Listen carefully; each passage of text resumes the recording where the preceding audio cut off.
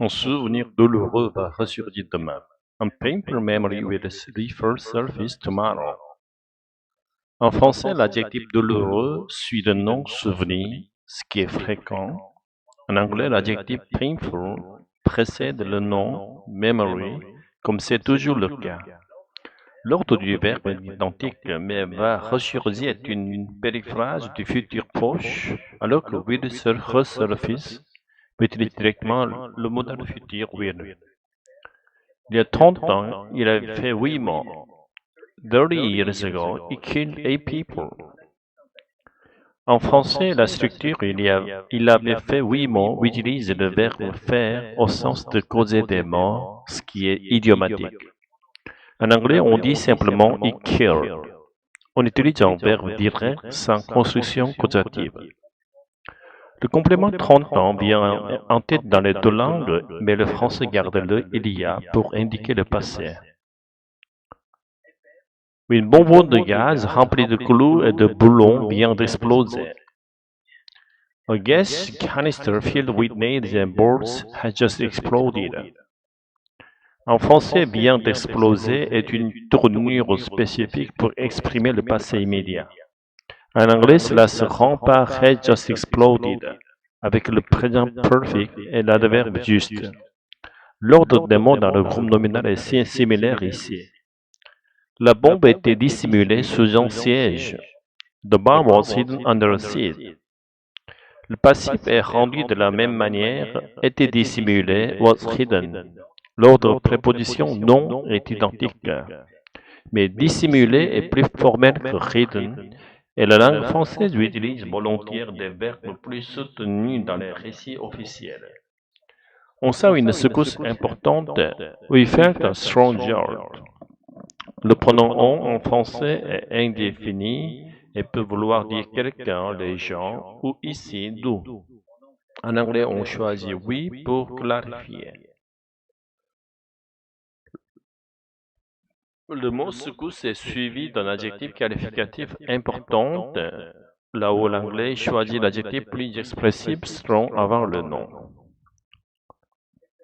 On pense que ça peut être un problème technique. We thought it might be a technical issue. En français, on pense que reste au présent, alors qu'en anglais, le passé thought est employé parce que la scène est racontée après coup. La structure ça peut-être se rend par might be, ce qui est une modalité similaire mais exprimée autrement. Le docteur est l'un des tout premiers à descendre en reconnaissance. The doctor was one of the very first to go down to assess the situation. En français, l'expression l'un des tout premiers est typique avec un infinitif derrière. En anglais, même avec one of the very first suivi de verbe. Le français reste plus elliptique en reconnaissance alors que l'anglais explicite l'action to assess the situation. Le plan rouge est déclenché. The red alert plan is activated.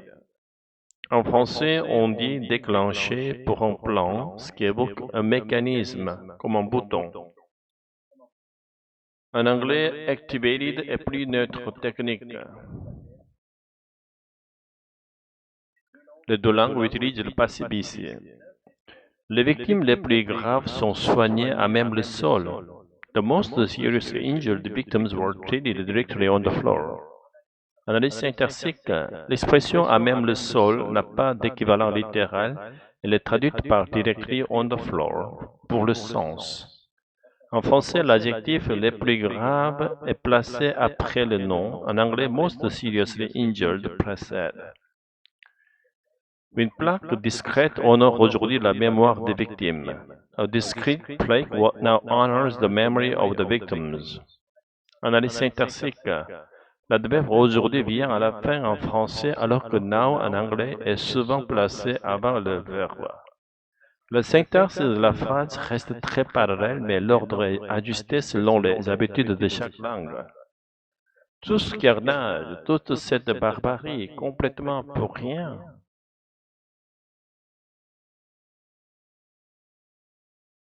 All this carnage, all this barbarity, completely for nothing. La structure exclamative elliptique en français est conservée en anglais, mais avec un ordre plus fixe. Le français utilise la répétition tous, toutes, cette, que l'anglais condense. L'adverbe complètement est placé en fin de phrase dans les deux langues, mais reste plus soutenu en français. J'ai eu la chance de m'en être sorti. I was lucky to get out alive. Le français emploie avoir la chance de structure typique avec un infinitif composé, m'en être sorti, inflexible, pronom en plus passé. En anglais, la tournure est plus simple, to get out alive, sans pronom réfléchi. L'anglais préfère la forme adjectivale was lucky, là où le français emploie un nom abstrait, la chance. Il fallait montrer que la vie continuait. We had to show that life went on.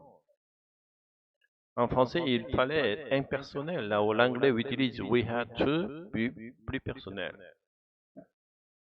Le verbe continuer est transformé en go on, plus idiomatique en anglais. L'infinitif montrer suit directement fallait comme had to show. Hasard du calendrier, dans une semaine, Paul Burnside, l'un des terroristes condamnés à perpétuité, pourrait être libéré. Coincidence of the calendar. In 1 week, Paul Burnside, one of the terrorists sentenced to life in prison, could be released. En français, hasard du calendrier est un système nominal détaché. En français, on en fait une vraie phrase complète avec coincidence of the calendar, suivi dans 2 points. Le complément dans une semaine vient en tête dans les deux langues. Condamné à perpétuité est rendu par sentence to life in prison, when structure plus explicite en anglais. L'usage du conditionnel pourrait être libéré et rendu par could be released, même modalité. En condition qu'il soit expulsé vers l'Algérie, on condition that he be expelled to Algeria. En français, c'est une subordonnée conditionnelle avec le subjonctif qu'il soit.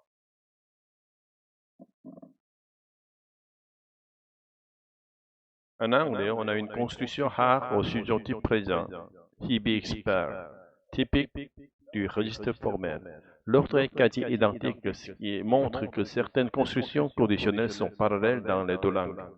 Mais à ce jour, le pays n'a pas encore délivré de laissez-passer. But as of now, the country has not yet issued of travel permit. L'expression à ce jour devient as of now un équivalent idiomatique. Le verbe délivrer est traduit par issu, plus courant en anglais administratif. Le laissez-passer non composé français devient a travel permit plus descriptif. Le français utilise souvent des formes impersonnelles abstraites. Il y a faire des mots, tandis que l'anglais préfère des formes personnelles. We had to eat kale. Les adjectifs précédant le nom en anglais, mais le suivent en français. Le subjonctif existe dans les deux langues, mais est plus visible en français, plus discret ou rare en anglais. L'ordre des mots est généralement plus rigide en anglais et plus souple en français. Le passé immédiat ou le futur proche en français vient de la reçure se rendre avec des mots en anglais, I just were.